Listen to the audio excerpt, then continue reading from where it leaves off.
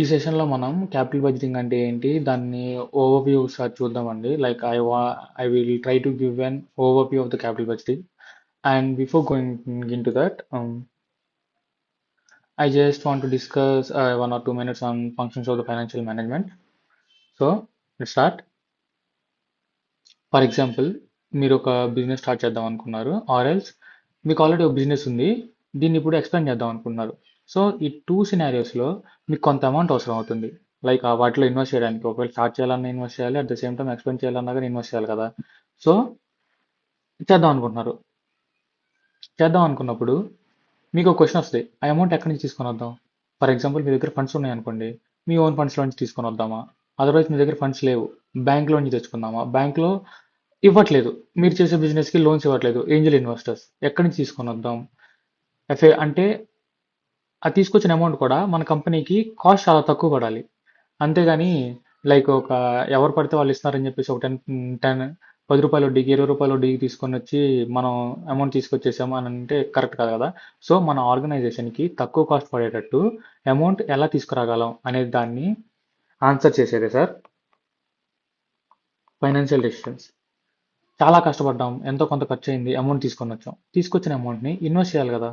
దాన్ని ఎఫెక్టివ్గా ఇన్వెస్ట్ చేసి మ్యాక్సిమం వెల్త్ ఎలా జనరేట్ చేయగలం అనే దాన్ని ఆన్సర్ చేసేదే investment decisions. And last one, amount సక్సెస్ఫుల్గా తీసుకురాగలిగాం అండ్ ఎఫెక్టివ్గా కూడా ఇన్వెస్ట్ చేసాం. ఇప్పుడు మనకి సేల్స్ జనరేట్ చేస్తాం. జనరేట్ చేసిన సేల్స్లో నుంచి కొన్ని ఎక్స్పెన్సెస్ తీసేస్తే విల్ గెట్ ప్రాఫిట్స్. ఈ ప్రాఫిట్స్ని డిస్ట్రిబ్యూట్ చేద్దామా, మన దగ్గర రిటైన్ చేసుకుందామా? ఒకవేళ డిస్ట్రిబ్యూట్ చేద్దాం అనుకుందాం, డిస్ట్రిబ్యూట్ చేద్దాం అనుకుంటే ఏ ప్రపోర్షన్లో డిస్ట్రిబ్యూట్ చేద్దాం, ఏ పర్సంటేజ్లో డిస్ట్రిబ్యూట్ చేద్దాం? సో ఇవన్నీ, వీటన్నిటిని ఆన్సర్ చేసేదే. సో దాట్ ఇప్పుడు మనం డిస్ట్రిబ్యూట్ చేస్తే ఆల్రెడీ మన ఓనర్స్ ఉంటారు కదా, వాళ్ళు డిసాటిస్ఫై అవ్వకూడదు. ఒకవేళ వాళ్ళకి నచ్చలేదు అనుకోండి మీరు ఇచ్చిన అమౌంట్, వాళ్ళు ఏం చేస్తారు, వదిలేసి వెళ్ళిపోతారు. Like they will sell their shares. So వాళ్ళని కూడా సాటిస్ఫై చేయాలి, ఓనర్స్ని కూడా సాటిస్ఫై చేయాలి కదా సార్ అల్టిమేట్గా. సో దాన్ని డిస్కస్ చేసేదే dividend decisions. Functions of the financial management, this is sir మన ఫైనాన్స్ మొత్తం దీని చుట్టూనే తిరుగుతూ ఉంటుంది. అమౌంట్ తీసుకొని వస్తాం, ఇన్వెస్ట్ చేస్తాం, ప్రాఫిట్స్ వస్తాయి, వచ్చిందని డిస్ట్రిబ్యూట్ చేస్తాం, ఆర్ మళ్ళీ ఇన్వెస్ట్ చేసి మళ్ళీ సేల్స్ జనరేట్ చేయడానికి ట్రై చేస్తాం. That's what it is. I just want to give a small clarity on this. And now we can start the capital budgeting. ఎగ్జాంపుల్తో స్టార్ట్ చేద్దామండి. లైక్ ఇక్కడ ఏబీసీ ఫుడ్స్ ప్రైవేట్ లిమిటెడ్ అని చెప్పేసి ఒక company ఉంది. ఆ కంపెనీ ఏం చేస్తుందండి, బిస్కెట్స్ తయారు చేస్తుంది. It's manufacturing biscuits. నౌ దాని ప్రొడక్షన్ కెపాసిటీ ఎంత ఉందంటే 10 lakh ప్యాకెట్స్ ఉంది. బట్ బయట వాళ్ళు డిమాండ్ చెక్ చేసుకుంటే, మార్కెట్ రీసెర్చ్ చేయించుకొని డిమాండ్ చెక్ చేస్తే వాళ్ళకి demand 15 lakhs packets per month ఉంది sir. But they are able to produce only 10 lakh packets per month. So they are losing around 5 lakh units per month sir.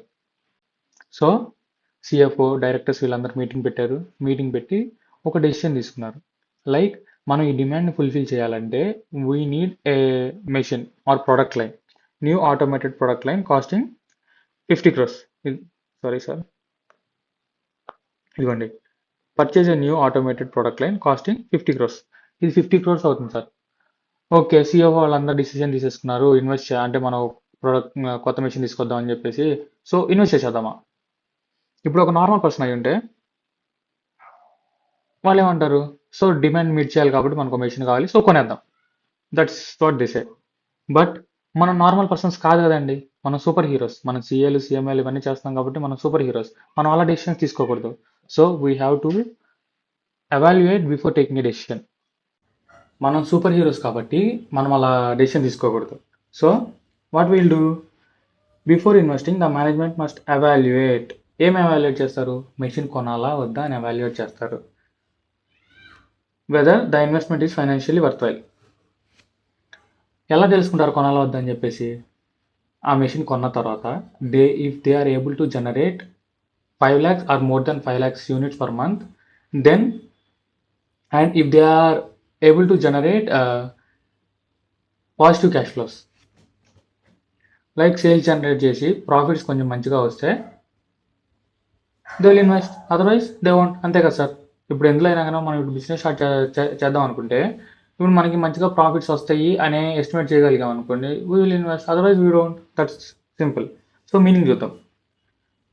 Capital budgeting is the process of evaluating long term investment proposals before making an investment decision. ఏం చేస్తున్నాం sir? Evaluate చేస్తున్నాం long term investment ప్రపోజల్స్ని. ఎప్పుడు? Decision తీసుకున్న తర్వాత తీసుకోకముందే evaluate చేస్తాం sir.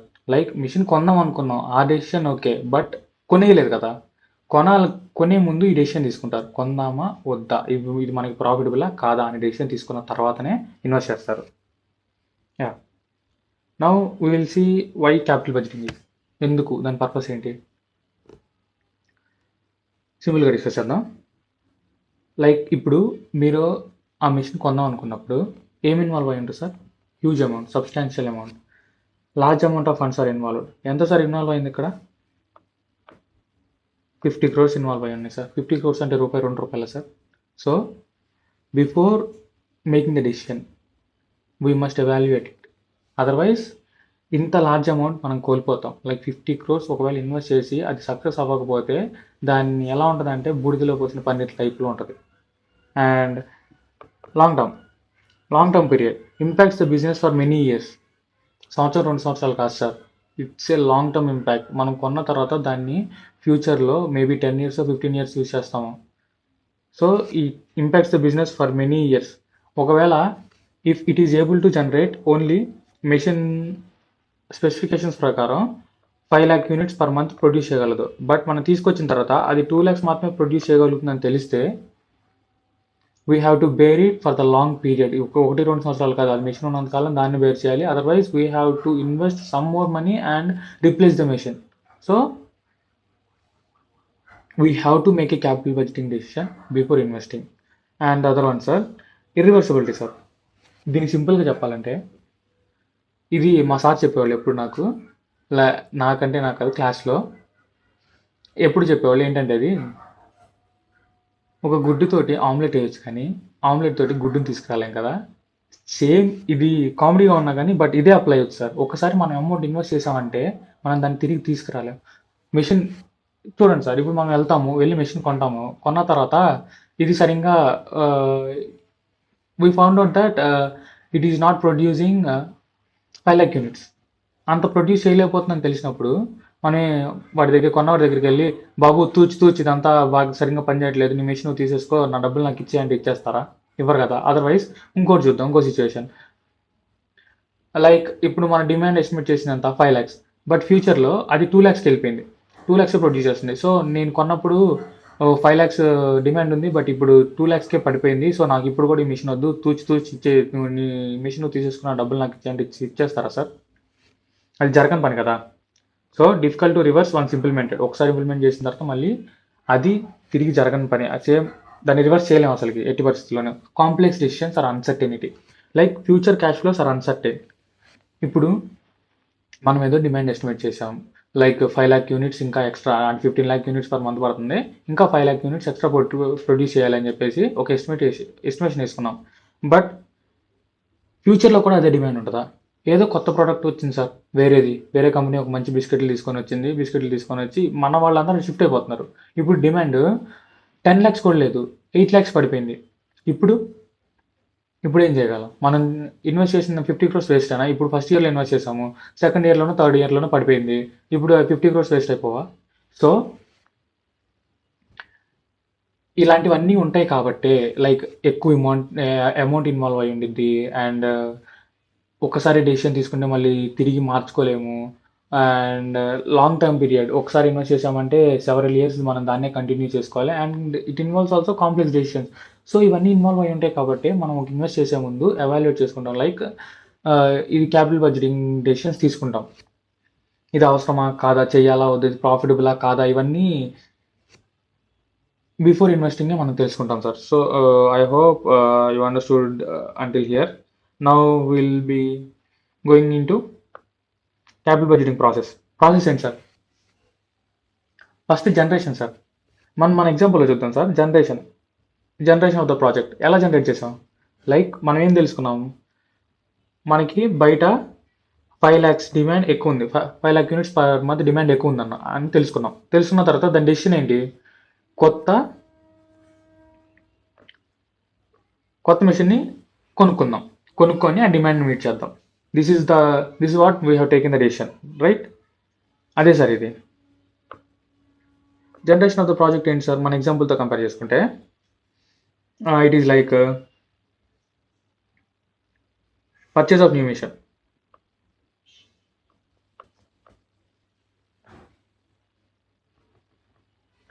Purchase of new machine sir. ఇప్పుడు పర్చేస్ చేసాం కదా, పర్చేస్ చేద్దామని అనుకున్నాం.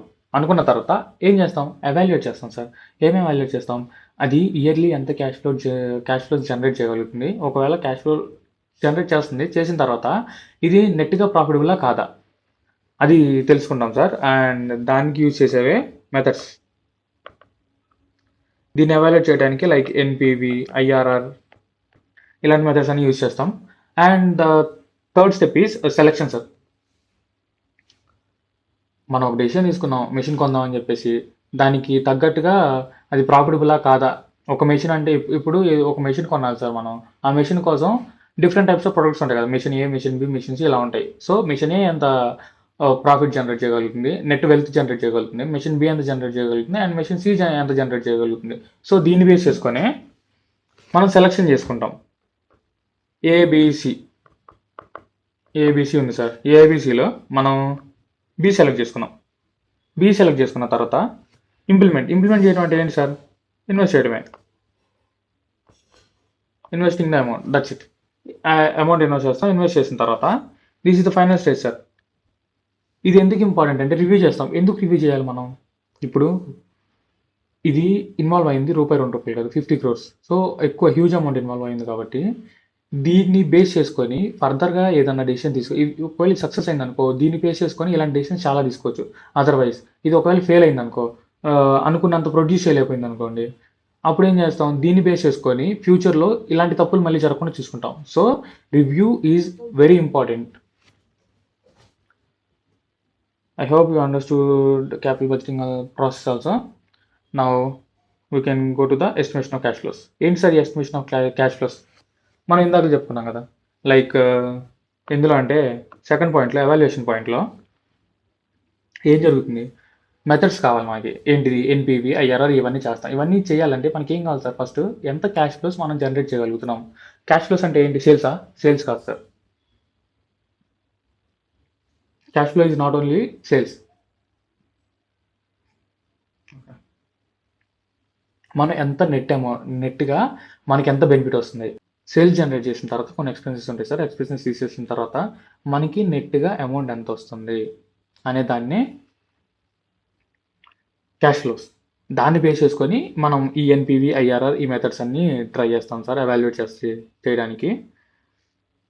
Coming to the cash flows ఎన్ని టైప్స్ ఉంటాయి సార్? 3 టైప్స్ ఉంటాయి. ఇనీషియల్గా ఉంటాయి. ఇనీషియల్ క్యాష్ ఫ్లో అయిపోయిన తర్వాత సబ్సిక్వెంట్గా అంటే మధ్యలో ఒక మెషిన్ ఒక 5 years రన్ అవుతుంది అనుకోండి. ఇయర్ 0లో కొన్ని క్యాష్ ఫ్లోస్ ఉంటాయి. ఏముంటాయి? మన పాకెట్లో నుంచి డబ్బులు తీసి వాడికి ఇవ్వాలి. ఎవరికి? మెషిన్ కొనడానికి ఇస్తాం. మన క్యాష్ ఫ్లో నుంచి డబ్బులు తీసి. సెకండ్ ఇయర్ నుంచి ఏమవుద్ది? ఫస్ట్ ఇయర్ ఎండింగ్ నుంచో సెకండ్ ఇయర్ స్టార్టింగ్ నుంచి ఏమవుద్ది? సో మనం పెట్టాం కదా, పెట్టిన తర్వాత ప్రొడక్షన్ స్టార్ట్ చేస్తారు. ప్రొడక్షన్ స్టార్ట్ చేసిన తర్వాత ఏమొస్తాయి సార్? మనకి ఇన్ఫ్లోస్, అమౌంట్ వస్తుంది. సేల్స్ జరుగుతాయి కదా, సో దాన్ని బేస్ చేసుకొని అమౌంట్ వస్తుంది. అమౌంట్ వస్తుంది. ఇదంతా కొన్ని 3-4 years జరుగుతుంది. లాస్ట్ ఇయర్లో ఏం జరిగింది? లాస్ట్ ఇయర్లో మెషిన్ పని అయిపోయింది. ఇంకా దాన్ని ఏం చేయాలి? మనం స్క్రాప్కో సాల్వేజ్ వాల్యూని ఎంతో ఉంటుంది. సో అది అమ్మేస్తాం. అది అమ్మేసిన తర్వాత దాంతోపాటు ఆ ఇయర్ ఎండింగ్ కూడా సేల్స్ జనరేట్ అయి ఉంటాయి కదా, దాని ద్వారా క్యాష్ ఫ్లోస్ వస్తాయి కదా మనకి. ఆ క్యాష్ ఫ్లోస్ యాడ్ చేసుకుంటాం.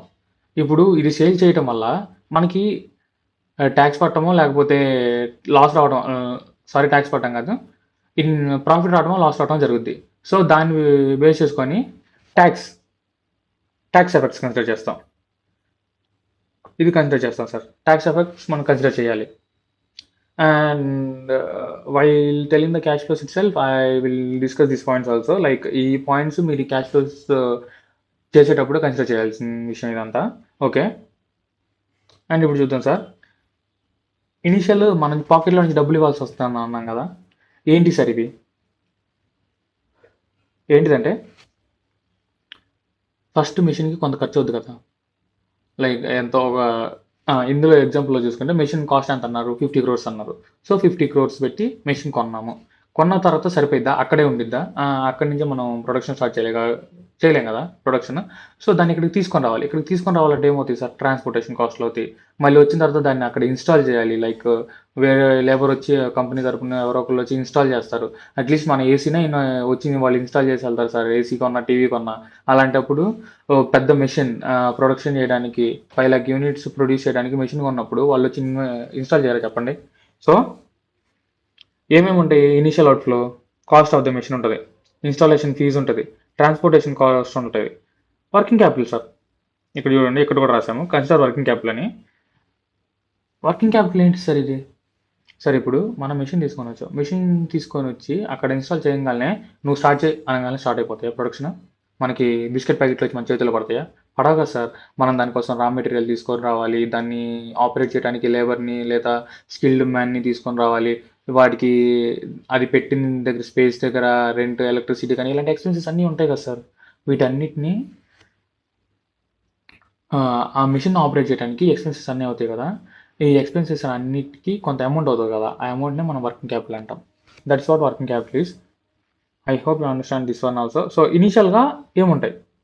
ఇనీషియల్‌గా అవుట్‌ఫ్లోనే ఉంటది sir. And the last one, ఒకవేళ మీ దగ్గర ఆల్రెడీ ఓల్డ్ మెషిన్ ఉంటే, మేబీ వేరే మెషిన్ ఉంది. అది పాడైపోయింది. సో, ఇది కొంటున్నారు. అప్పుడేమవుతది? దాన్ని అమ్మితే ఎంతో కొంత అమౌంట్ వస్తది కదా! ఆ అమౌంట్‌ని కూడా ఇందులో నుంచి తీసేస్తాం. ఆ అమౌంట్‌ని తీసేసి నెట్‌గా మనకి ఎంత పడుతుందో చూసుకుంటాం. This is what initial cash outflow is. I hope you understand this. Subsequent or interim cash flows చూద్దామండి ఇప్పుడు. ఇవేంటివి? ఇయర్ స్టార్టింగ్లో మనం మెషిన్ ఇన్స్టాల్ చేసాం. ఇన్స్టాల్ చేసిన తర్వాత ప్రొడక్షన్ స్టార్ట్ చేస్తాం. ప్రొడక్షన్ స్టార్ట్ చేసిన తర్వాత సేల్స్ అవుతాయి కదా సార్ ఇయర్ ఎండ్ కల్లా. సో, ఇయర్ ఎండ్ నుంచి లైక్ ఇయర్ 1 ఎండింగ్ నుంచి through out the life of the machine. ఆ మెషిన్ వరకు మధ్యలో సేల్స్ అవుతాయి. సేల్స్లో నుంచి కొంచెం ఎక్స్పెన్సెస్ తీసేస్తాం. తీసేసి కొత్త ప్రాఫిట్లో నుంచి ట్యాక్స్ పే చేసేస్తాం. నెట్ క్యాష్ ఫ్లో వస్తుంది సార్. అది ఎక్స్ప్లెయిన్ చేస్తాను. ఆ వాటిల్ని సబ్సిక్వెంట్ క్యాష్ ఫ్లోస్ అంటాం. లైక్ ఇవి ఇయర్ ఎండింగ్ నుంచి లైక్ స్టార్ట్ చేసిన తర్వాత నుంచి through out the life of the asset వరకు వస్తూనే ఉంటాయి. అండ్ టెర్మినల్ క్యాష్ ఫ్లోస్ అంటే ఇయర్ ఎండింగ్లో జరిగేది. ఇయర్ ఎండింగ్లో I will discuss it. First will discuss this one. మనకు సేల్స్ అవుతాయి. సేల్స్ అయిన తర్వాత సేల్స్లో నుంచి మనకు కొంత దానికి సంబంధించిన కాస్ట్ కూడా ఇంకర్ అయి ఉంటాం కాబట్టి ఎక్స్పెన్సెస్ కూడా. సో, సేల్స్ ఉంటుంది. సేల్స్లో నుంచి వేరియబుల్ కాస్ట్ తీసేస్తాం. వేరియబుల్ కాస్ట్లో నుంచి తీసేస్తే మనకి కంట్రిబ్యూషన్ వస్తుంది. కంట్రిబ్యూషన్లో నుంచి ఫిక్స్డ్ కాస్ట్ కూడా తీసేద్దాం లైక్ రెంట్ అలాంటివన్నీ. తీసేసిన తర్వాత మనకేం వచ్చింది sir? Earnings before depreciation and tax వచ్చింది సార్. దాంట్లో నుంచి డిప్రిషియేషన్ తీసేస్తున్నాం. సార్ డిప్రిషియేషన్ ఎందుకు తీసేస్తున్నారు సార్? చెప్తా. ఫస్ట్ ఫార్మాట్ చూడండి. దాని తర్వాత డిప్రిషియేషన్ తీసేసిన తర్వాత ఎర్నింగ్స్ బిఫోర్ ట్యాక్స్ వస్తాయి. అందులో నుంచి ట్యాక్స్ తీసేస్తాం. ట్యాక్స్ తీసేస్తే ఎర్నింగ్స్ ఆఫ్టర్ ట్యాక్స్ వస్తుంది. దానికి మళ్ళీ డిప్రిషియేషన్ యాడ్ చేసాం. ఇందాక ఇక్కడ తీసేసాం కదా, దీన్ని తీసుకొని వచ్చి ఇక్కడ యాడ్ చేసాం. సో, నెట్ అమౌంట్ వచ్చేది క్యాష్ ఇన్ఫ్లోస్ ఆఫ్టర్ ట్యాక్స్. ఇప్పుడు చూద్దాం డిప్రిషియేషన్ ఎందుకు తీసేస్తున్నాం, ఎందుకు యాడ్ చేస్తున్నాం అనేది ఒక చిన్న ఎగ్జాంపుల్ చెప్తాను. సో, మీకు అర్థమవుతుంది. లైక్ ఇక్కడ చూడండి సార్, ఎక్స్ లిమిటెడ్ ఉంది. Manufactures electronic motors fitted in desert coolers మీకు తెలుసు కదా సార్. అందులో ఎలక్ట్రానిక్ మోటార్స్ తయారు చేస్తుందంట. It has an annual turnover of 30 crores and cash expenses to generate this much sale is 25 crores. Annual turnover sales ఎంత అవుతుంది? దానికి 30 crores అవుతున్నాయి. దానికి తగ్గ ఎక్స్పెన్సెస్ ఎంత అవుతున్నాయి? ఆ 30 crores జనరేట్ చేయడానికి 25 crores ఎక్స్పెన్సెస్ అవుతున్నాయి. So, suppose applicable tax rate 30% and depreciation is 1.5 crore per annum. Depreciation ఏమో 1.5 crore ఉంది అండ్ ట్యాక్స్ రేట్ ఏమో 30% ఇచ్చేసాడు మొత్తం. The table below is sowing tax sheet due to depreciation under 2 scenarios, that is with and without depreciation. So, ఇప్పుడు చూద్దాం depreciation తీసేస్తే ఏమవుతుంది, depreciation ఉంటే ఏమవుతుంది ఇప్పుడు చూద్దాం. సేల్స్ ఎంత సార్? డిప్రిసియేషన్ ఛార్జ్ చేయలేదు, డిప్రిసియేషన్ ఛార్జ్ చేశారు. అంటే డిప్రిసియేషన్ అందులో నుంచి క్యాష్ ఫ్లోస్లో నుంచి తీసేసి ట్యాక్స్ అమౌంట్ పే చేసిన తర్వాత మళ్ళీ యాడ్ బ్యాక్ చేయటం డిప్రిసియేషన్ ఇస్ ఛార్జ్ అంటే. లైక్ ఇందులో చూడండి, రెండు సినారియోస్లో సేల్స్ జరిగాయి, బాగానే ఉంది. దానికి అయిన expenses 25 crore. So, net amount ఎంత వచ్చింది? 5 crore వచ్చింది సార్. ఇది కూడా బాగానే ఉంది. ఇక్కడ చూడండి, ఎక్కడి నుంచి పాయింట్ డిప్రిసియేషన్ తీసేశాడు. డిప్రిసియేషన్ ఇక్కడ తీయలేదు, బట్ ఇక్కడ తీసేశాడు. అప్పుడు ప్రాఫిట్ ఎంత వచ్చింది? ఇక్కడ 5 crores వచ్చింది, ఇక్కడ 3.5 వచ్చింది సార్. డిప్రిసియేషన్ ఏంటి? ఎక్స్పెన్స్ కదా, మనం ఎక్స్పెన్స్గా క్లెయిమ్ చేసుకోవచ్చు. సో కానీ నెట్గా మన పాకెట్లో నుంచి అమౌంట్ పోతుందా అంటే పోవట్లేదు కదా. ఇప్పుడు ఆర్గనైజేషన్కి ఓ మెషిన్ కొంది, దాని మీద డిప్రిసియేషన్ ఛార్జ్ చేసింది సార్. ఛార్జ్ చేసింది, అంతవరకు బాగానే ఉంది. ఇది నార్మల్గా అకౌంటింగ్ పరంగా మనం చూసుకుంటే ఏంటి, దాన్ని ఎక్స్పెన్సెస్గా క్లెయిమ్ చేసుకోవచ్చు. సో క్లెయిమ్ చేసుకుంటే ఏమవుద్ది, మనకు ప్రాఫిట్ తగ్గిద్ది. సో దాని మీద ఎంతైతే ప్రాఫిట్ తగ్గుతుందో దాని మీద ట్యాక్స్ కట్టే పని లేదు కదా మనకి. So that is what we are discussing here. Profit before tax ఎంత వచ్చింది, ఇక్కడ 5 CR వచ్చింది, ఇక్కడ 3.5 వచ్చింది. ఏంటి, డిప్రిసియేషన్ క్లెయిమ్ చేసుకోవటం వల్ల. అందులో నుంచి ట్యాక్స్ తీసేసాం. ట్యాక్స్ ఎంత, 1.5 CR, 1.05. ప్రాఫిట్ ఆఫ్టర్ ట్యాక్స్ ఎంత వచ్చింది, 3.5 CR, 2.45 వచ్చింది. ఇప్పుడు డిప్రిసియేషన్ నిజంగా మన పాకెట్లో నుంచి వెళ్ళిపోయిందా, అది జస్ట్ అకౌంటింగ్ పర్పస్ కోసం వేసామా? మన పాకెట్లో నుంచి ఎలాంటి అమౌంట్ వెళ్ళలేదు కదా. బట్ ట్యాక్స్ చూడండి, ట్యాక్స్ మనం పే చేయాలి మన పాకెట్లో నుంచి. ఇప్పుడు అంత సేల్స్ జనరేట్ చేసామంటే, అంత అమౌంట్ మనం రెవెన్యూ జనరేట్ చేసుకొని అంత ప్రాఫిట్ షేరింగ్ చేస్తున్నామంటే దాని మీద మనం ఖచ్చితంగా ట్యాక్స్ పే చేయాలి ఇన్కమ్ ట్యాక్స్ డిపార్ట్మెంట్కి. బట్ డిప్రిసియేషన్ అలా కాదు, మనం జస్ట్ అకౌంటింగ్ పర్పస్ కోసం దాని ఎక్స్పెన్సెస్గా క్లెయిమ్ చేసుకోవచ్చు. బట్ నెట్గా మన పాకెట్లో నుంచి అమౌంట్ అయితే పోవట్లేదు. సో అందుకని యాడ్ బ్యాక్ చేసాం. యాడ్ బ్యాక్ చేస్తే ఏమైంది, క్యాష్ ఫ్లో చూడండి, ఇది లేకపోతే డిప్రిసియేషన్ కన్సిడర్ చేయకపోతే 3.5 వచ్చింది. బట్ డిప్రిసియేషన్ కన్సిడర్ చేస్తే 3.95 వచ్చింది. Like we are able to save 0.45 crores of tax amount. Tax amount మన పాకెట్లో నుంచి బయటికి వెళ్లకుండా మనం 0.45 crores సేవ్ చేయగలిగాం. So that is what tax shield is. I hope you understood this. ఇది చూడండి, ఇందులో ఏం కన్సిడర్ చేశాను సార్, ఇది ఒక్కటే సార్. ట్యాక్స్ ఎఫెక్ట్స్ కన్సిడర్ చేయాలి, వర్కింగ్ క్యాపిటల్ కన్సిడర్ చేయాలి. ఈ 4 పాయింట్లు నేను ఎక్స్ప్లెయిన్ చేస్తాను. I will explain it. సాల్వే లాస్ట్ ఇయర్లో ఏం జరుగుతుంది అంటే సేమ్ ఇలానే క్యాష్ ఫ్లోస్ వస్తాయి కదా. లాస్ట్ ఇయర్లో కూడా క్యాష్ ఫ్లోస్ వచ్చినాయి, బాగానే ఉంది. ఆ క్యాష్ ఫ్లోస్ ఇదిగోండి ఇక్కడ యాడ్ చేసాము. దానికి అమౌంట్ అమ్మేస్తాం కదా, అమ్మేసినప్పుడు మనకు కొంత అమౌంట్, మెషిన్ అమ్మేస్తాం కదా. మెషిన్ అమ్మేసినప్పుడు మనకు కొంత అమౌంట్ వస్తుంది కదా, ఆ అమౌంట్ని యాడ్ చేస్తాం. ఈ క్యాష్ ఫ్లోస్కి అమౌంట్ యాడ్ చేస్తాం. యాడ్ చేసిన తర్వాత మెషిన్ అమ్మటం వల్ల డిప్రిసియేషన్ క్లెయిమ్ చేసుకొని ఇదంతా అయిపోయిన తర్వాత ఇయర్ ఎండ్కి రిటర్న్ డౌన్ వాల్యూ ఉంటుంది కదా. ఆ రిటర్న్ డౌన్ వాల్యూని బుక్స్ పరంగా ఎంత ఉంది, మనం అమ్మినప్పుడు ఎంత వచ్చింది, ఈ రెండింటిని కన్సిడర్ చేసుకొని ఒకవేళ మనకు ప్రాఫిట్ వచ్చింది అనుకోండి, we have to pay some tax. ఒకవేళ ప్రాఫిట్ రాలేదనుకోండి, మనకి ఇందులో సేవ్ అయినట్టే కొంత అమౌంట్ సేవ్ అవుతుంది కదా. లాస్ వచ్చింది అనుకోండి, లాస్ కన్సిడర్ చేసి దాని మీద కొంత అమౌంట్ ట్యాక్స్ పే చేయాల్సిన అవసరం లేదు కదా లాస్ట్ ఇయర్లో. So we will consider those tax savings ఉన్నా కానీ, ట్యాక్స్ లాస్ ఉన్నా కానీ, ట్యాక్స్ అసెట్ సేల్ చేయడం వల్ల ప్రాఫిట్ ఉన్నా కానీ, లాస్ ఉన్నా కానీ దాని మీద ట్యాక్స్ బెనిఫిట్స్ వస్తాయి. We will discuss it later clearly, not in this. And దాంట్లో లాస్ట్లో మనం స్టార్టింగ్లో ఫస్ట్లో వర్కింగ్ క్యాపిటల్ యాడ్ చేసాం, గుర్తుందా మీకు? ఫర్ అరౌండ్ లైక్ రా మెటీరియల్స్ కోసమని, లేబర్ కోసమని, like day to day operations కోసమని, వీటన్నిటి కోసం వర్కింగ్ క్యాపిటల్ యాడ్ చేసాం కదా. ఆ అమౌంట్ మళ్ళీ బ్యాక్ తీసేసుకుంటాం. ఇప్పుడు మెషిన్ అమ్మేసినప్పుడు మనం దానికి యూజ్ చేయం కదా, సో అమౌంట్ మనం బ్యాక్ తీసేసుకుంటాం. క్వశ్చన్లో ఏం చెప్పకపోతే రివర్స్ అయిపోయినట్టు, రిలీజ్ అయినట్టు. సో లాస్ట్ ఇయర్లో this is what terminal cash flow is. ఇయర్లో last year maybe year one స్టార్టింగ్లో క్యాష్ ఫ్లోస్ డిఫరెంట్గా ఉంటాయి, లైక్ ఓన్లీ అవుట్లో అవుతుంది. అండ్ మధ్యలో ఆల్మోస్ట్ సేమ్ ఉంటాయి, సేమ్ ఆర్ మేబీ ఇంక్రీజింగ్ ఉండొచ్చు. అండ్ ఇయర్ ఎండ్కి వచ్చేసరికి it will be somewhat different, like image, salvage value ఇవన్నీ ఇన్వాల్వ్ అయి ఉంటాయి కాబట్టి it will be somewhat different. ఇప్పుడు ఇంపార్టెంట్ పాయింట్స్ చూద్దాం. Consider only relevant or incremental cash flows. ఏంటి సార్ ఇది? ఏంటిదంటే ఐ టెల్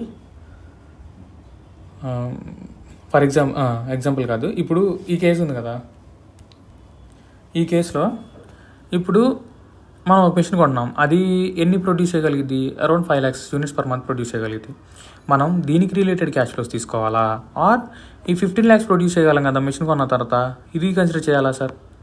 ఓన్లీ ఈ 5 lakhs రిలేటెడే కన్సిడర్ చేయాలి సార్. రిలవెంట్ క్యాష్ ఫ్లోస్ అంటే అవే. లైక్ ఇది ఆల్రెడీ 10 lakhs మనం ఆల్రెడీ ప్రొడ్యూస్ చేస్తున్నాం, దాని గురించి ఎప్పుడూ డెసిషన్ తీసేసుకున్నాం. బట్ ఇప్పుడు కొత్తగా తీసుకున్న డెసిషన్ ఏంటంటే ఓన్లీ ఈ 5 lakhs ప్యాకెట్స్ గురించి కదా, ఓన్లీ 5 lakhs రిలేటెడ్ క్యాష్ ఫ్లోసే మనం కన్సిడర్ చేయాలి. దానికి రిలేటెడ్ సేల్స్, దానికి రిలేటెడ్ ఎక్స్పెన్సెస్ అవి మాత్రమే కన్సిడర్ చేస్తాం, ఇంకేమీ కన్సిడర్ చేయం. That is called relevant cash flows. Ignore sunk cost. Like దీనికోసం ఒక రీసెర్చ్ చేయించాం సార్, మనం డిమాండ్ గురించి రీసెర్చ్ చేయించాం తీసుకునే కంటే ముందే. ఇందులో చెప్పినట్టు ఎవరో రీసెర్చ్ చేసి మనకు తీసుకొచ్చి చెప్పారు, మీ డిమాండ్ 15 lakhs ఉందండి, మీరు మాత్రం 10 lakhs ప్రొడ్యూస్ చేస్తారని చెప్పారు. ఇప్పుడు మనం డెసిషన్ అంటే మనం మిషన్ కొన్నా కొనకపోయినా ఇప్పుడు ఆ రీసెర్చ్ చేయించడానికి అయిన అమౌంట్ మళ్ళీ వాళ్ళకి తిరిగిస్తాడా? నేను మిషన్ కొనట్లేదు అయ్యా, నా డబ్బులు నాకు ఇచ్చానంటే ఇచ్చేస్తాడా సార్? ఇవ్వడు కదా sir. So some cost is which is already incurred. So దీన్ని మనం అసలు కన్సిడర్ చెయ్యం. ఆల్రెడీ ఇంకర్ అయిన కాస్ట్ని క్యాపిటల్ బడ్జెటింగ్ డెసిషన్స్లో అసలు కన్సిడర్ చెయ్యం. And the other one is opportunity cost. ఇప్పుడు ఈ మిషన్ కొనే బదులు మనం వేరే దగ్గర ఎక్స్పాండ్ చేస్తే, ఈ మెషిన్ కొనే బదులు వేరే ఏరియాలో ఇంకో బ్రాంచ్ పెడదాం అనుకున్నాం. బ్రాంచ్ పెట్టినప్పుడు లేదా సేల్స్ యూనిట్ పెడదాం అనుకున్నాం. పెట్టినప్పుడు దాంట్లో కొంత అమౌంట్ జనరేట్ చేయగలుగుతున్నాం. లైక్ అరౌండ్ ఎంత అంటే ఒక 1 lakh యూనిట్స్ వరకు అంటే సేల్ చేయగలుగుతున్నాం ఎక్స్ట్రాగా. అది పెడితే అలా జనరేట్ చేయొచ్చు. సో అది ఇప్పుడు ఆ డెసిషన్ తీసుకోకుండా మనం మెషిన్ కొంటున్నాం, సేల్స్ యూనిట్స్ పెడదాం అనే డెసిషన్ తీసుకోకుండా మనం మెషిన్ కొంటున్నాం అంటే మనం దాన్ని వదిలేసుకుంటున్నాం కదా ఆపర్చునిటీని. 1 lakh ఆల్రెడీ మనం సేల్ చేయగలం. బట్ ఇప్పుడు మనం దానికంటే 4 lakhs కదా, యాక్చువల్గా అయితే 5 lakhs, 1 lakh ఆల్రెడీ సేల్ చేయగలుగుతున్నాం. ఓన్లీ 4 lakhs కదా మనం ఇప్పుడు సేల్ చేసేది. So opportunity cost, that is called opportunity cost. మనం ఆల్రెడీ ఒక బెనిఫిట్ని 4గా వదిలేసుకుంటున్నాం. అలా వదిలేసుకునే దాన్ని కూడా కన్సిడర్ చేసుకుంటాం. That is what that is called as opportunity cost is. And excluding finance cost, ఇది నేను మీకు తర్వాత చెప్తాను time value of money discuss చేసేటప్పుడు. I hope you understand till now. Like capital budgeting ఎందుకు వచ్చింది, ఏంటి పర్పస్ ఏంటి, లైక్ ఎక్కువ అమౌంట్ ఇన్వాల్వ్ అయి ఉంటాము. And the decision is for long period, అంటే బిజినెస్ని లాంగ్ టర్మ్గా ఎఫెక్ట్ చేస్తుంది, మన దాని గ్రోత్ని కానీ ఇలాంటివన్నీ ఉంటాయి, ఇన్వాల్వ్ అయి ఉంటాయి. ఇలాంటి చాలా డెసిషన్స్ ఇన్వాల్వ్ ఉంటాయి. కాబట్టి మనం ఫస్ట్ డెసిషన్ ఎవాల్యుయేట్ చేసిన తర్వాత డెసిషన్ తీసుకుంటాం. డెసిషన్ తీసుకొని ఎవాల్యుయేట్ చేయం. డెసిషన్ తీసేసుకొని జనరేట్ చేస్తున్నా చేయట్లేదా, చేయట్లేదు, అయ్యో మనం తీసుకున్న డెసిషన్ తప్ప, ఇలా జరగకూడదు కదా. సో అందుకని చెప్పేసి ఫస్ట్ ఎవాల్యుయేట్ చేస్తాం. ఎవాల్యుయేట్ చేసిన తర్వాతనే డెసిషన్ తీసుకుంటాం. Process I think you understood. And now the cash flows. Time value of money sir. Okay sir, ఇప్పుడు ఒక ఎగ్జాంపుల్ తీసుకుందాం. మీరు ఇయర్ 1లో, ఇయర్ 2, ఇయర్ 3 years ఉన్నాయి సార్. ఇందులో ఒక 10 crores, ఇయర్ 2లో 20 crores, ఇయర్ 3లో 30 crores క్యాష్ ఫ్లోస్ సార్. ఇవి ఇంత అమౌంట్ జనరేట్ చేయగలిగారు. Not only the amount, it is the final cash inflows. These are the cash inflows sir. వీటన్నిటిని యాడ్ చేసి 60 crores అయినాయి సార్. సార్ మనమేమో 50 CR పెడుతున్నాము, బట్ మనకి 60 CR వస్తుంది. సో హ్యాపీ, మనం మిషన్ కొనేద్దాం. ఇందాక మనం అనుకున్నాం కదండి ఆల్రెడీ, మనం నార్మల్ పర్సన్స్ కాదు, మనం ఇలా డెసిషన్ తీసుకోకూడదు, వీఆర్ సూపర్ హీరోస్. సో మనం ఇలా డెసిషన్ తీసుకోం. ఇక్కడ ఒక పాయింట్ ఉండిద్ది, అదే టైం వాల్యూ ఆఫ్ మనీ. దాన్ని కన్సిడర్ చేస్తాం. Now we will see what time value of money is. ఏంటి సార్ ఈ టైం వాల్యూ ఆఫ్ మనీ? దీనికోసం ఒక చిన్న పాయింట్ చెప్తాను.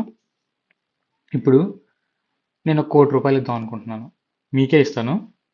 మీకు ఇప్పుడు కావాలా, లేదా ఒక 10-15 years తర్వాత కావాలా? ఇప్పుడు తీసుకుంటారా, 10-15 years తర్వాత తీసుకుంటారా? బుద్ధున్నవాడు ఎవడైనా కానీ ఇప్పుడే కదా సార్ తీసుకుంటాడు. ఇప్పుడనే తీసుకుంటానంటారు. ఎందుకు తీసుకుంటారు ఇప్పుడు మీరు తీసుకున్నారు అనుకోండి, ఫర్ ఎగ్జాంపుల్ మీకు అప్పులు ఉన్నాయి అనుకోండి, అప్పులు కట్టేసుకుంటారు. లేదు మీ దగ్గర ఏం అప్పులు లేవు అనుకోండి, ఆ 1 crore యూజ్ చేసుకొని మీరు కొంత అమౌంట్ జనరేట్ చేసుకుంటారు. ఆ అమౌంట్ జనరేట్ చేసుకొని మిగిలిన అమౌంట్ నాకు ఇస్తారు, కావాలంటే మీరు తీసేసుకుంటారు 10 years తర్వాత, 15 years తర్వాత. ఆర్ మీకు గోల్డ్ కొనుక్కోవాలని ఉంది ఎప్పటి నుంచో, గోల్డ్ లేదా ఐఫోన్లో, మొబైల్ ఫోన్లో, ల్యాప్టాప్స్ ఇలాంటివి కొనుక్కోవాలని ఉంది. So you can use for your personal consumption. What are the situation is, మీరు ఏదైనా చేసుకోగలరు. ఇప్పుడు మీ దగ్గర చేతిలో అమౌంట్ ఉంటే మీరు ఏమైనా చేయగలరు. ఎప్పుడో 10 సంవత్సరాల తర్వాత ఇస్తానన్నాడు, వాడు ఇస్తాడు ఇవ్వడో కూడా తెలియదు. అండ్ అదర్ థింగ్ ఈస్, ఇప్పుడు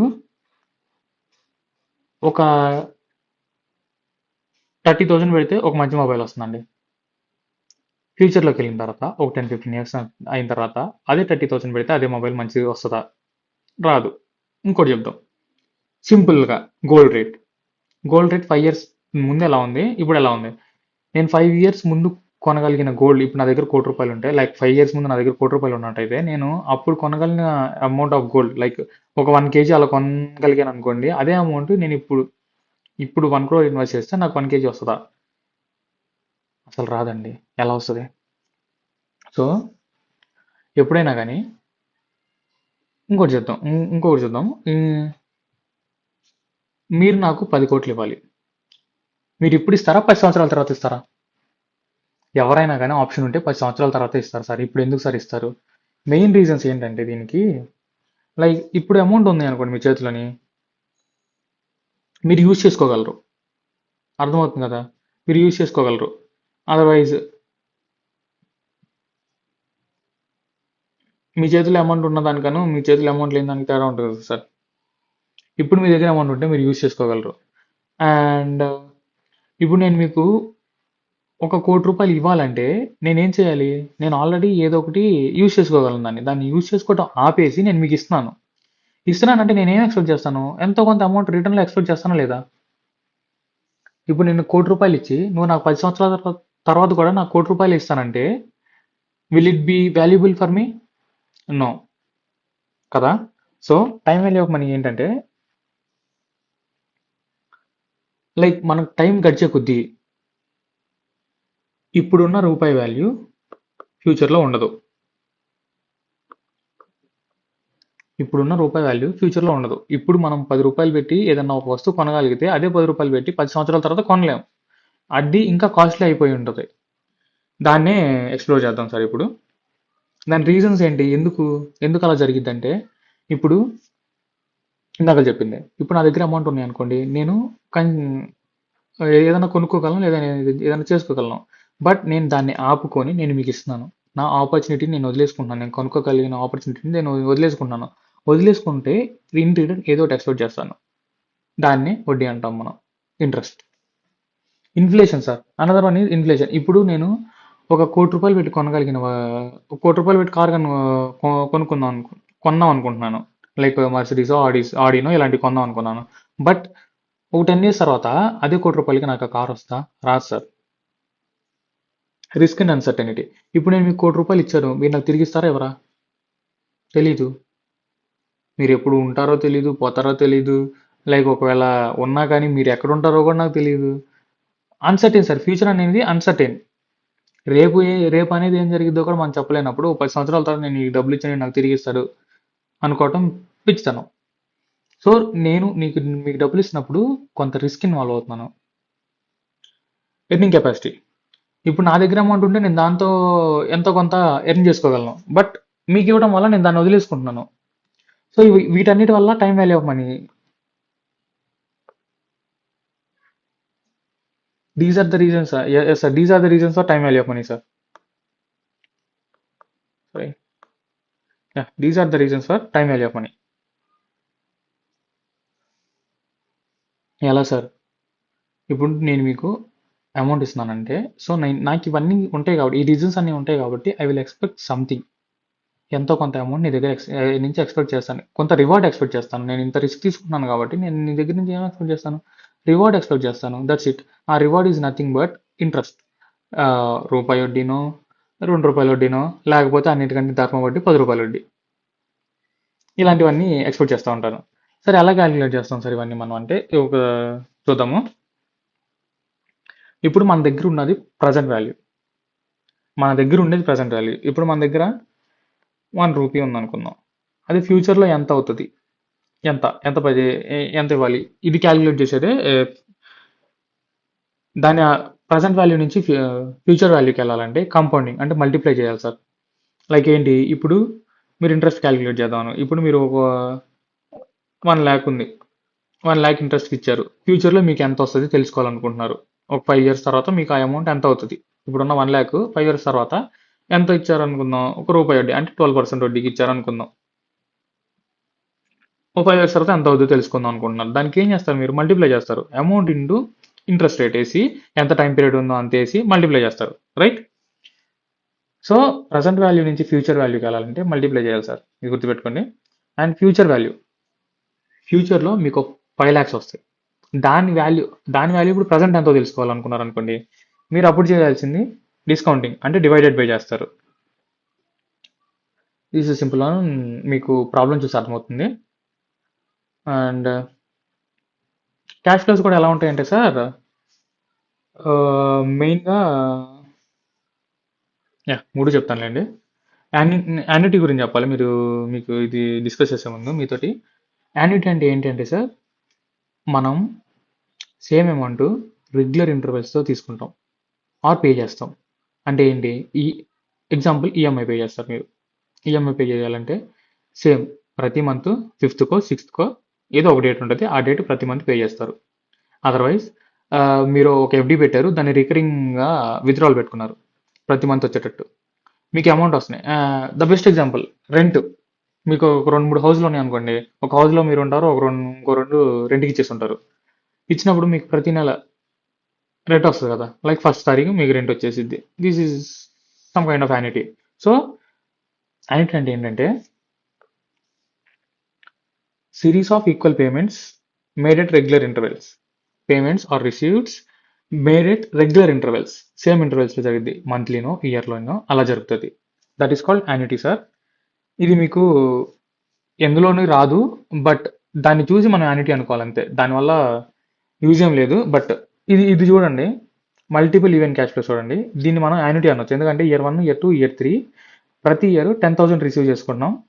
so we'll call it annuity. Just మీకు అండర్స్టాండింగ్ కోసం చెప్పాను. అండ్ సింగిల్ క్యాష్ ఫ్లో, మీకు క్యాష్ ఫ్లోస్ డిఫరెంట్ టైప్స్లో ఉండొచ్చండి. సింగిల్ క్యాష్ ఫ్లో ఏంటి? ఎప్పుడో ఒకసారి వస్తుంది, ఒకసారి రిసీవ్ చేసుకుంటారు లేదా ఒకసారి పే చేస్తారు. సో దీన్ని ఎలా చేస్తాం? డిస్కౌంటింగ్ చేయాలి. డిస్కౌంటింగ్ ఎందుకు చేస్తున్నాం అంటే ఇది ఫ్యూచర్ వాల్యూ. ఫర్ ఎగ్జాంపుల్ మన కేసు తీసుకోండి. ఇందులో ఎస్ ఇక్కడ రాశాను కదా అక్కడ. ఇందులో ఇయర్ 1లో 10 crores వస్తాయి, ఇయర్ 2లో 20 crores వస్తాయి, ఇయర్ 3లో 30 crores వస్తున్నాయి సార్. ఎగ్జాంపుల్కి మన కన్వీనియన్స్ కోసం ఇందులో 10, ఇయర్ 1లో 10 CR, ఇయర్ 2లో 10 CR, ఇయర్ 3లో కూడా 10 CR వస్తుంది అనుకుందాం సార్. ఇప్పుడు ఇవన్నీ ఏంటి సార్? ప్రజెంట్ వాల్యూసా, ఫ్యూచర్ వాల్యూసా? ఇవన్నీ ఫ్యూచర్ వాల్యూస్ అండి. లైక్ ఇవన్నీ మనం ఎప్పుడు రిసీవ్ చేసుకుంటాం? ఇయర్ 1 ఎండింగ్కి రిసీవ్ చేసుకోవచ్చు, ఇయర్ 2 ఎండింగ్కి, ఇయర్ 3 ఎండింగ్కి. సో ఇయర్ ఎండింగ్కి రిసీవ్ చేసుకుంటాం. మన దగ్గర ఉన్న అమౌంట్ కాదు ఇప్పుడు అవన్నీ, మన ఫ్యూచర్లో వచ్చే అమౌంట్స్. సో ఇవన్నీ ఫ్యూచర్ వాల్యూ సార్. ఇప్పుడు మనం ఇందాక డిస్కస్ చేసినట్టు, ఇప్పుడు 10 రూపాయలు కొనగలిగిన వస్తువు 10 years తర్వాత మనం అదే అమౌంట్ కొనగలమా? కొనలేం కదా. So in the same case దాన్ని ఇక్కడ అప్లై చేస్తే ఇప్పుడు 10 కోట్లు ఈ రోజు ఫ్యూచర్లో 1 year తర్వాత వచ్చే 10 కోట్లు ఈ రోజు ఉన్న వాల్యూతో ఈక్వల్ అవుతుందా? డెఫినెట్గా అవ్వదు సార్. దానికోసం మనకంటూ ఒక కాస్ట్ ఉంటుంది, మన ఎక్స్పెక్టేషన్స్ ఉంటాయి కదా దాని గురించి. దాన్నే డిస్కౌంటింగ్ ఫ్యాక్టర్ అంటాం. 12% అవ్వచ్చు, 13% అవ్వచ్చు, 14 అవ్వచ్చు. ధర్మ వడ్డీలు మీకు తెలుసు కదా, అలాంటివన్నీ. ఇవన్నీ ఇంట్రెస్ట్ రేట్లు, అంటే expected returns. You will get clarity on this when we have an example. మీకు బాగా క్లారిటీ వస్తుంది ఆ ఎగ్జాంపుల్ తీసుకున్నప్పుడు. ఎస్ దీన్ని ఎస్ సార్. దీన్ని ఫర్ ఎగ్జాంపుల్ ఇప్పుడు అమౌంట్ తీసుకొని వస్తాం సార్. ఈ 50 crores మీకు క్లియర్గా చెప్తాను. మనం 50 crores తీసుకొని వచ్చాం కదా. తీసుకొని వచ్చానంటే ఇప్పుడు ఎక్కడి నుంచో తీసుకొని వచ్చామంటే మనం ఊరికే ఇవ్వరు కదా వాళ్ళు మనకి. సమ్ ఇంట్రెస్ట్ ఛార్జ్ చేస్తారు, 10% ఛార్జ్ చేశారు అనుకుందాం. ఫర్ ఎగ్జాంపుల్ అనుకుందాం 10% ఛార్జ్ చేస్తున్నారు. సో మనం ఏం చేయాలి? At the end of the day వీడికి 50 crores ప్లస్ ఆ 10% ఇంట్రెస్ట్ మొత్తం పే చేసేటప్పుడు. అవునా కాదా? ఈ మంత్లీనో ఇయర్లీనో ఎంతైతే ఇంట్రెస్ట్ పే చేయాలో ఇంట్రెస్ట్ ఇది కూడా పే చేయాలి. సో మనకి ఇది ఊరికే రాలా, మనకు కొంత ఖర్చు అయింది కదా. ఎక్స్పెక్టెడ్ రిటర్న్ ఎంత? మినిమం ఇంతన్నా జనరేట్ చేయాలి ఆ ప్రాజెక్ట్. ఇప్పుడు మనం ఈ మెషిన్లో ఇన్వెస్ట్ చేస్తున్నాం అంటే మినిమం దీనికి ఈక్వల్ అయ్యే అమౌంట్ అన్నా జనరేట్ చేయాలి. జనరేట్ చేయలేకపోతే మనం ఇన్వెస్ట్ చేసి వేస్ట్ అది. మనం ఎందుకంటే మనకి అమౌంట్ ఊరికే రావట్లేదు, డబ్బులు ఎవరికి ఊరికే రావు అన్నట్టుగా మనకు ఊరికే రావట్లేదు. We are incurring some cost. Yes. So దాన్ని ప్రజెంట్ వాల్యూకి తీసుకురావడానికి మనం యూజ్ చేసేవే present value factors and present value annuity factors. దీన్ని ఎలా చేస్తారంటే క్యాలిక్యులేటర్లో 1 తీసుకోండి, divided by interest rate. Interest rate ఎంత ఉంటే అంత తీసుకోండి. ఇక్కడ నేను 12 తీసుకున్నాను. 1కి యాడ్ చేయాలి. అంటే ఇప్పుడు ఇంట్రెస్ట్ 12% అంటే 0.12, రైట్? 1 ప్లస్ అంటే 1 డివైడెడ్ బై 1.12 ఈక్వల్ టు ఒకసారి కొడితే ఇప్పుడు ఏంటి సార్ దీని అర్థం ఏంటంటే ఇప్పుడు రూపాయి ఉంది. రూపాయి ఇప్పుడున్న వాల్యూ రూపాయికి రూపాయి ఉంటుంది. బట్ ఇయర్ ఎండింగ్కి మీ ఎక్స్పెక్టేషన్ ఎంత ఉంది? 12% ఉందనుకోండి. మీరు అంత ఎక్స్పెక్ట్ చేస్తున్నారు, 12% ఎక్స్పెక్ట్ చేసినప్పుడు దీని వాల్యూ ఎంత అవుతుంది సార్? ఇయర్ ఎండింగ్కి ఈ రూపాయి కాస్త 0.893 అయిపోయింది. అంటే ఇప్పుడు రూపాయి ఇయర్ ఎండ్కి మీ ఎక్స్పెక్టేషన్ సంథింగ్ 10% 12% ఉంటే దాని ఆ రూపాయి వాల్యూ ఎంత అవుతుంది? 0.893. ఇప్పుడు మీ దగ్గర మీ చేతిలో రూపాయి పెట్టుకొని మీరు 1 year పాటు వెయిట్ చేస్తే మీ చేతిలో 0.893 ఉంటుంది. ఎందుకు అలాగా? ఇప్పుడు మీరు రూపాయి విలువ చేసేదాన్ని ఇంకా కొనలేరు, 0.893 ఉంటుంది. అంత విలువ చేసేది మీరు కొనగలరు. I hope you understanding this. ఒకవేళ అర్థం కాకపోయినా కానీ ఇఫ్ యూ వెళ్ళే కొద్దీ మీకు అర్థమవుతుంది. Multiple event cash flow sir, like ఎలా ఉంటాయంటే ఇయర్ 1 ఇయర్ 2 ఇయర్ 3 అన్ని 10,000 తీసుకుంటాం. అలా మల్టిపుల్ టైమ్స్ చేసే బదులు ఒకటేసారి తీసుకోవచ్చు కదా. దీన్ని ఎలా క్యాలిక్యులేట్ చేస్తామంటే 1 divided by 1.12. ఎన్ని ఇయర్స్ సార్? 3 years అనుకున్నాం. ఈక్వల్ టు 3 times కొట్టండి, 1 2 3. ఇప్పుడు జీటీ కొట్టండి, ఒక వాల్యూ వస్తుంది. ఎంత వస్తుంది? 2.402. ఈ వాల్యూ కలెక్టివ్గా ఇప్పుడు మీరు రూపాయి ఇయర్ 1లో, ఇది ఇక్కడ ఇయర్ 1లో రూపాయి, ఇయర్ 2లో రూపాయి, ఇయర్ 3లో రూపాయి ఇలా దాచిపెట్టుకుంటే దీని వాల్యూ ఎంత అవుద్దంటే థర్డ్ ఇయర్ ఎండింగ్కి టోటల్గా కలెక్టివ్గా కలిపి 2.402 అవుద్ది. 2.402 అవుతుంది sir. And multiple uneven cash flow sir, ఇది మనం మెయిన్గా ఎక్కువగా ప్రాబ్లమ్స్లో చూసేది ఇదేనండి, మల్టిపుల్ అన్ఈవెన్ క్యాష్ ఫ్లోస్. ఇది ఎలా అంటే year 1 year 2 year 3 cash flows ఎలా రిసీవ్ చేసుకున్నాం? 10,000 15,000 20,000 ఇలా రిసీవ్ చేసుకున్నాం. ఇలా రిసీవ్ చేసుకున్న తర్వాత దీని ప్రజెంట్ వాల్యూ ఫ్యాక్టర్స్ ఏంటి సార్? 1 రూపీ ఉంది మన చేతిలో. ఇయర్ ఎండింగ్ ఎంత అవుతుంది దాని వాల్యూ? 0.893. ఇయర్ 2 ఎండింగ్ ఎంత అవుద్ది? 0.797. ఇయర్ 3 ఎండింగ్ ఎంత అయింది? 0.712. సో ఇది ఇంకో విధంగా చెప్పాలంటే ఇప్పుడు మీ దగ్గర 0.712 పైస్ ఉంటే 3 years తర్వాత అది 1 రూపీతో సమానం. అది simple sir. I hope you understand this one. ఇంకొంచెం మీకు క్లారిటీ కావాలంటే లైక్ ఇప్పుడు మనకి ఏం జరుగుతుందంటే ఇయర్ 1లో క్యాష్ ఫ్లో వస్తుంది సార్. ఇయర్ 1 ఎండింగ్కి ఒక 1 lakh, ఇయర్ 2 ఎండింగ్కి ఒక 1 lakh, ఇయర్ 3 ఎండింగ్కి ఒక 1 lakh, year 1 year 2 year 3 sir 1 lakh 1 lakh 1 lakh వస్తుంది. ఇంకా సింపుల్గా చెప్పుకోవాలంటే రూపాయి వస్తుంది సార్. ఆ రూపాయి వాల్యూ ఇప్పుడు ఎంత మనం ఈ క్యాపిటల్ బడ్జెటింగ్లో కనిపెడతాం. ఎందుకంటే అది ఫ్యూచర్ వచ్చే వాల్యూ. మనకి ఇప్పుడున్న పర్చేసింగ్ పవరే ఫ్యూచర్లో కూడా ఉండదు. సో దాన్ని మనం కన్సిడర్ అంటే ఫ్యూచర్లో 10 రూపాయి వస్తుంది, ఇప్పుడు కూడా మనకు దాని వాల్యూ రూపాయి అనుకుంటే మనం పప్పులో కాలేసినట్టు. సో ఫ్యూచర్లో ఉన్న వాల్యూని ప్రజెంట్ వాల్యూ తీసుకొస్తాం. ఇప్పుడు ఫ్యూచర్లో రూపాయి ఉంది కదా, దాని వాల్యూ ఇప్పుడు ఎంత దాన్ని కనిపెట్టి దాన్ని బేస్ చేసుకొని క్యాష్ ఫ్లోస్కి అప్లై చేస్తాం. వచ్చిన అమౌంట్ని ఇప్పుడు మనకు ఈ మొత్తం అమౌంట్ వచ్చింది కదా, ఆ వచ్చిన అమౌంట్ మనం ఇనిషియల్గా పెట్టిన అమౌంట్ కంటే ఎక్కువ ఉంటే then we will accept the project, or otherwise not. That simple sir.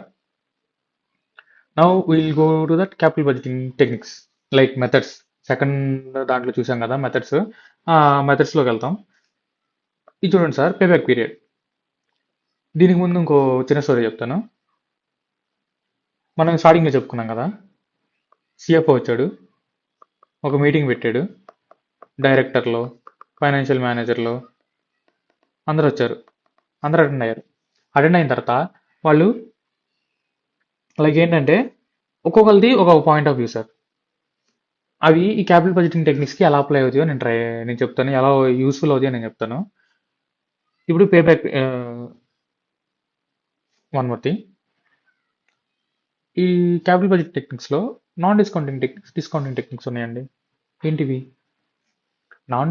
Non discounting techniques అంటే టైం వాల్యూ ఆఫ్ మనీని కన్సిడర్ చేయవు, versus discounting techniques consider time value of money. ఆ రెండింటికున్న తేడా అదే సార్ మేజర్గా. లైక్ నాన్ డిస్కౌంటింగ్ టెక్నిక్స్లో payback period చూద్దాం.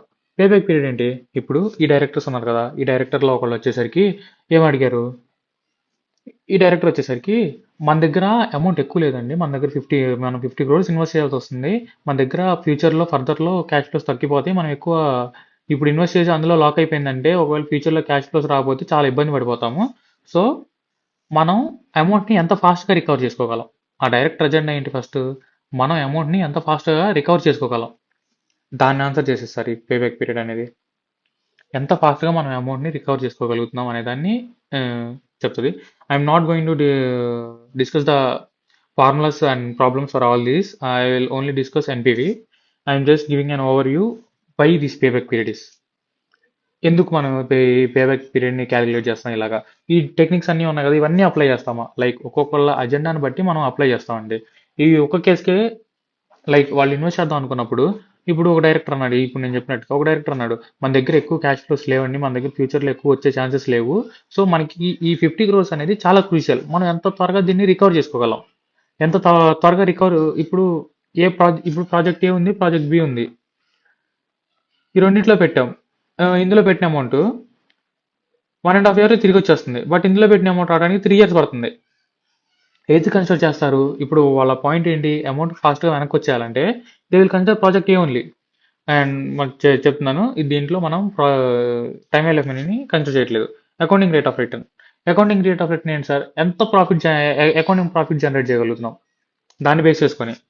ఇంకో డైరెక్టర్ వచ్చి అడిగాడు, మనం సార్ అమౌంట్ ఏముంది సార్, ఎప్పుడైనా రికవర్ చేసుకోవచ్చు, అలా కాదు, ఎలా అయినా రికవర్ అవ్వండి, మనకి అకౌంటింగ్ ప్రాఫిట్ ఎంత వస్తుంది సార్ మనం ఈ ప్రాజెక్ట్ యాక్సెప్ట్ చేస్తే అని చెప్పేసి ఇంకొకళ్ళు వచ్చి అడుగుతారు. అప్పుడు మనం ఏం యూజ్ చేస్తాం సార్?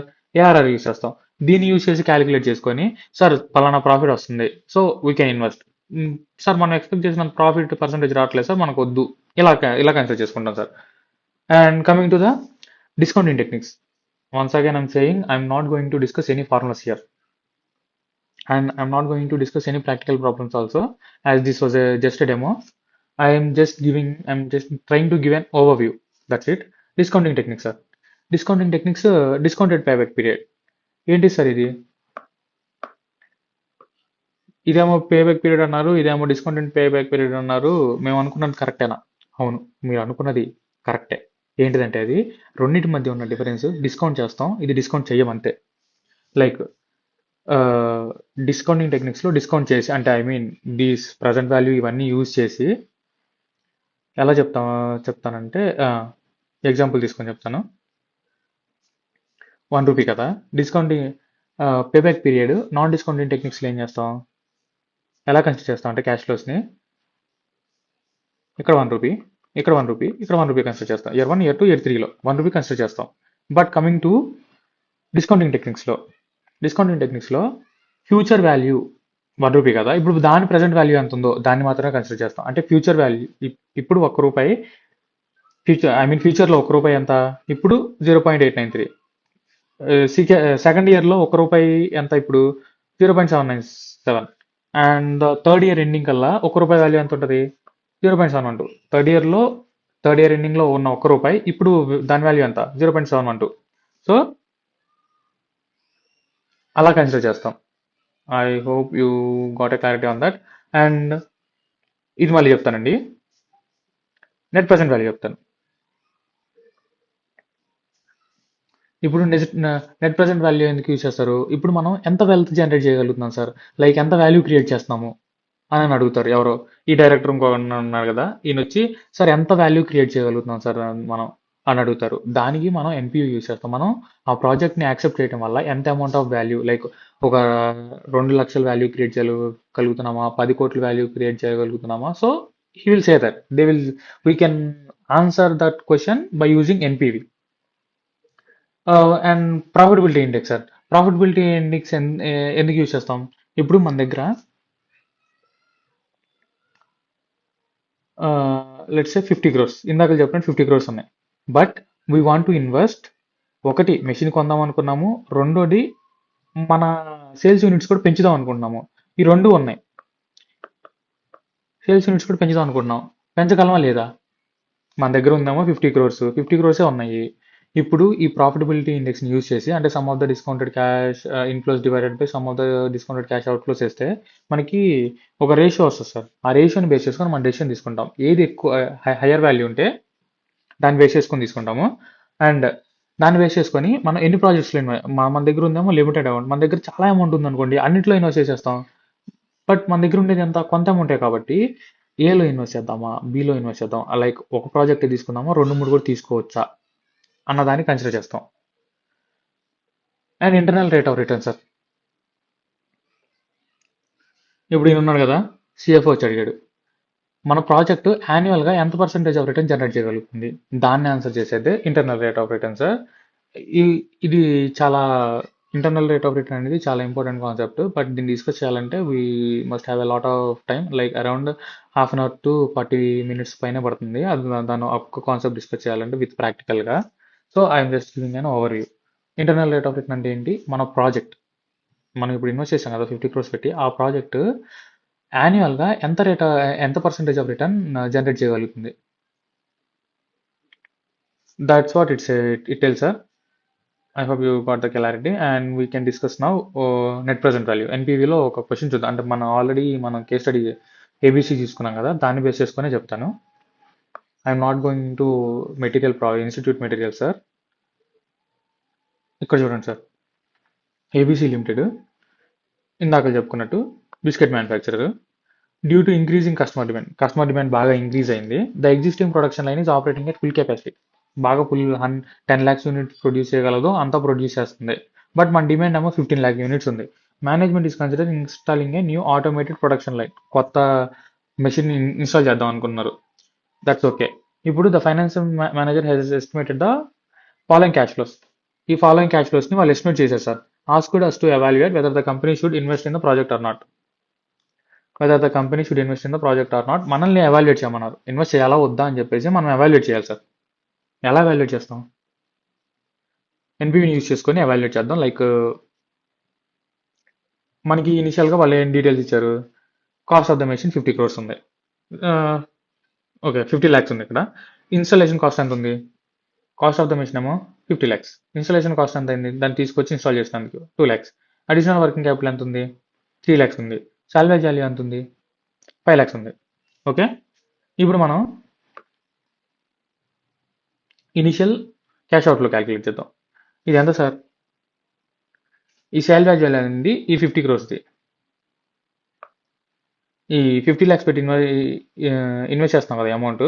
ఈ amount at the end of the life of the machine యొక్క లైఫ్ ఎండ్ అయ్యేసరికి ఈ 50 lakhs కాస్త 5 lakhs రికవర్ అవుతాయి మనకి దాన్ని అమ్మితే. ఓకే కదా. క్యాష్ ఫ్లోస్ ఎంత ఎస్టిమేట్ చేశారు వీళ్ళు, ఇయర్ 1లో 12 lakhs వస్తున్నాయంట, ఇయర్ 2లో 14 lakhs వస్తున్నాయి, ఇయర్ 3లో 16 lakhs వస్తున్నాయి, ఇయర్ 4లో 18 lakhs అండ్ ఇయర్ 5లో 20 lakhs amount generate and 20 lakhs cash flow generate చేయగలుగుతున్నాం. లైక్ ఏంటి సార్ ఇవన్నీ పెరుగుకుంటూ వెళ్ళిపోయినాయి. ఇప్పుడు జనరల్గా మనం చూసుకోండి, జనరల్గా చూస్తే ఇయర్ 1లో అప్పుడే స్టార్ట్ చేసి ఉంటాం కాబట్టి మేబీ కొంచెం అలా అటు ఇటు అయినా కానీ కొంత అమౌంట్ జనరేట్ చేయగలం. ఇయర్ 2లో కొంచెం ఎస్టాబ్లిష్ అయ్యాం, ఇయర్ 3లో గ్రో అయ్యాం. ఇలాగా ఇయర్ 5కి వచ్చేసరికల్లా మనం మ్యాక్సిమం కెపాసిటీ యూటిలైజ్ చేసుకొని అమౌంట్ జనరేట్ చేయగలుగుతున్నాం. That is what it is. Okay sir, solution చూద్దాం. ఇనిషియల్ క్యాష్ ఫ్లోస్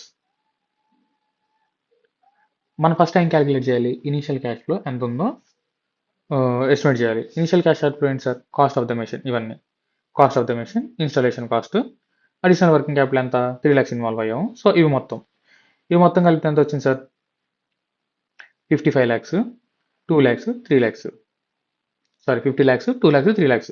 టోటల్ అంతా cost of the machine, installation cost, additional working capital మొత్తం కలిపితే 50 lakhs. ఇనీషియల్గా మన పాకెట్లో నుంచి ఎంత వెళ్ళిపోయింది సార్, 55 lakhs వెళ్ళిపోయింది. ఇప్పుడు దాన్ని మనకు ఆల్రెడీ క్యాష్ ఫ్లోస్ వచ్చినాయి కదా,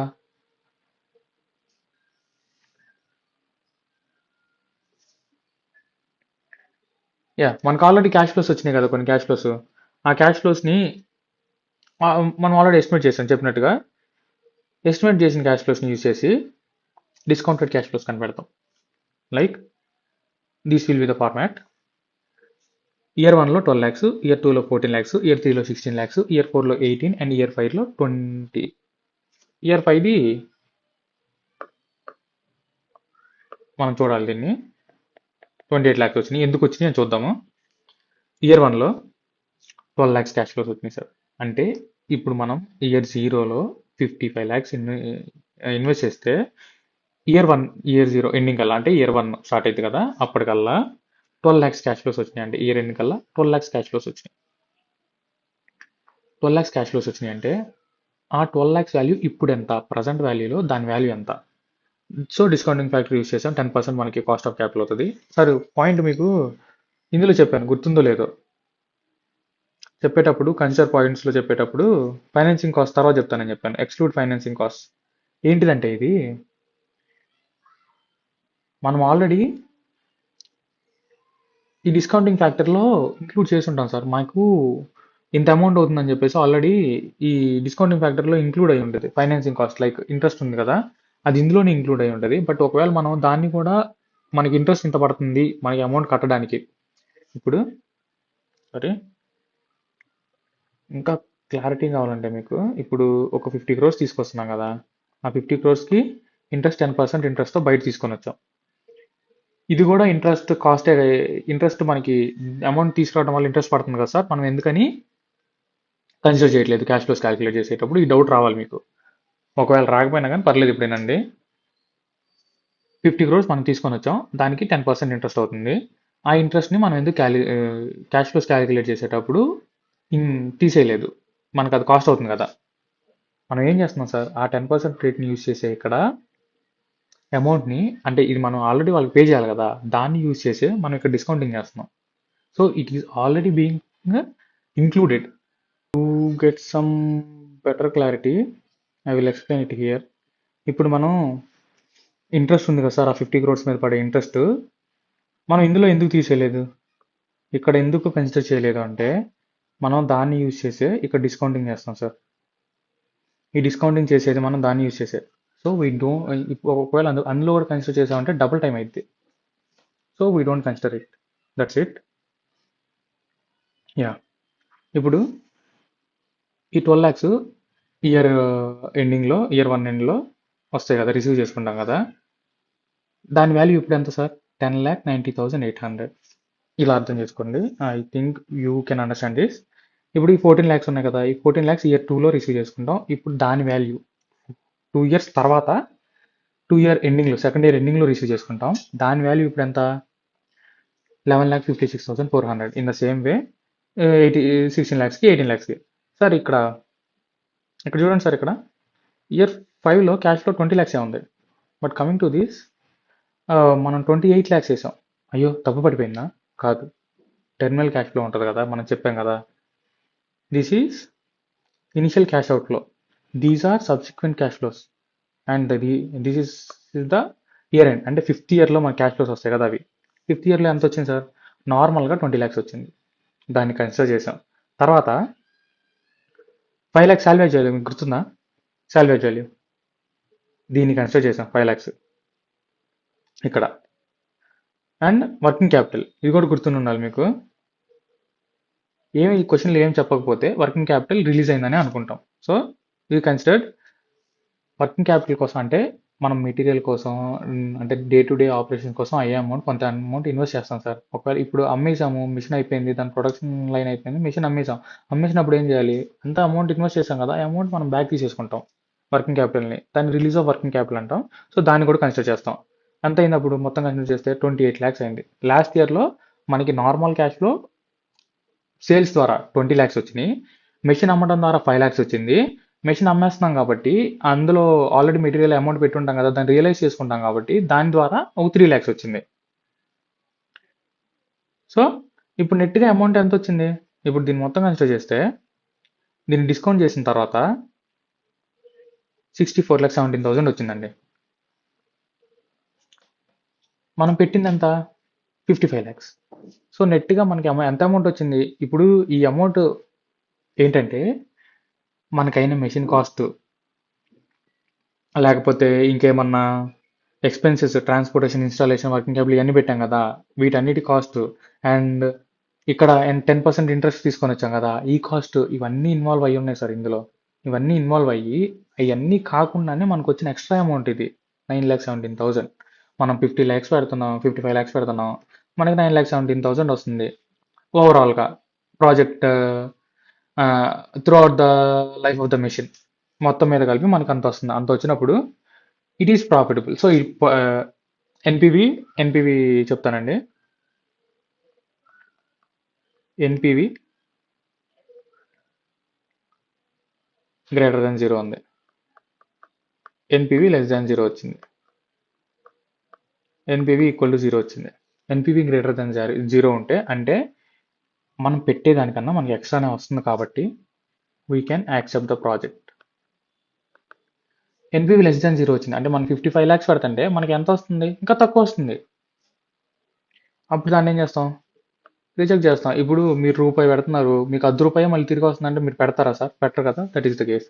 and NPV equal to zero. ఇప్పుడు ఇది న్యూట్రల్. మీరు రూపాయి పెట్టారు, మీకు రూపాయి తిరిగి వచ్చింది. ఇప్పుడు ఈ కేసులో ఏం చేస్తారు, that's based on the management decision. So ఈ కేసులో ఎంత వచ్చింది మనకి, ఎన్పివి గ్రేటర్ దెన్ జీరోనే వచ్చింది కాబట్టి we will be accepting the project. Yes sir, that's it. And one thing I want to say is this profitability index అనేది ఏం చెప్తుందంటే, ఇప్పుడు ప్రాజెక్ట్ ఏ ఉంది, బి ఉంది, సి ఉంది. ప్రాజెక్ట్ ఏలో మనం 1 రూపీ పెట్టాం. 1 రూపీ పెడితే 1.5 రూపీస్ తిరిగి వచ్చాయి. ప్రాజెక్ట్ బిలో 1 రూపీ పెట్టాం, 0.9 రూపీసే తిరిగి వచ్చాయి. ప్రాజెక్ట్ సిలో 1 రూపీ పెట్టాం, 1 రూపీనే తిరిగి వచ్చింది. సో ఇప్పుడు ప్రాజెక్ట్ ఏలో ఎంత ఇన్వెస్ట్ చేయాలి, 10 lakhs. ప్రాజెక్ట్ బిలో ఎంత ఇన్వెస్ట్ చేయాలి, 5 lakhs అనుకుందాం. ప్రాజెక్ట్ సిలో ఎంత ఇన్వెస్ట్ చేయొచ్చు, మళ్ళీ 10 lakhs అనుకుందాం. సో ఈ మనకి ఎంత తిరిగి వస్తుంది అమౌంట్, దాన్ని బేస్ చేసుకొని మనం ప్రాఫిటబిలిటీ ఇండెక్స్లో డెసిషన్ తీసుకుంటాం. I hope you got a clarity on what is capital budgeting. Thank you for bearing with me. Yeah, thanks a lot. Bye bye.